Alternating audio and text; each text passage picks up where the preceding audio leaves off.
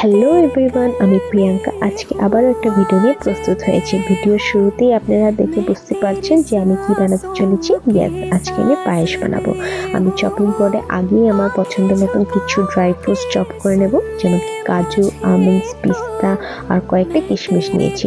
আপনারা আপনাদের পছন্দ মতন ড্রাই ফ্রুটস নিতে পারেন। আমার ড্রাই ফ্রুটস চপ হয়ে গেছে। দেন আমি গোবিন্দভোগ চাউলটাকে আগে ভিজিয়ে রেখেছিলাম, সেটাকে আমি ধুয়ে এখানে অল্প ঘি মাখিয়ে রাখবো। দেন আমি 1 লিটারের দুধের প্যাকেট নিয়েছি।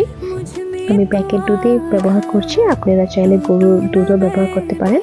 দেন আমি 2টা তেজপাতা আর কয়েকটা ইলাচি দিয়ে এটাকে বয়েলে বসাই দেবো। দেন আমি আমার ড্রাই ফ্রুটসটাকে হালকা রোস্ট করে নেবো, তার জন্য অল্প ঘি নিয়ে নিয়েছি। এটা গরম হয়ে যাওয়ার পর আমার ড্রাই ফ্রুটসগুলো দিয়ে হালকা এটাকে রোস্ট করে রাখবো। এদিকে আমার দুধে উবাল এসে গেছে। দেন আমি আমার চাউলটা অ্যাড করে দেবো এটাতে, আর কনস্ট্যান্টলি নাড়িয়ে যেতে হবে, নাহলে এটা লেগে যাওয়ার ভয় থাকবে।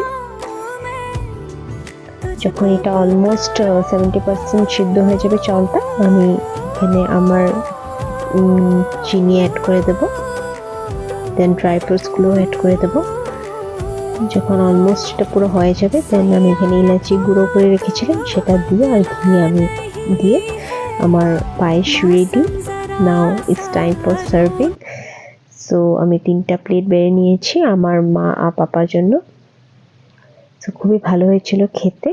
আপনারাও বানিয়ে ঘরে ট্রাই করতে পারেন এরকমভাবে। So if you like my channel then please subscribe it. Thank you.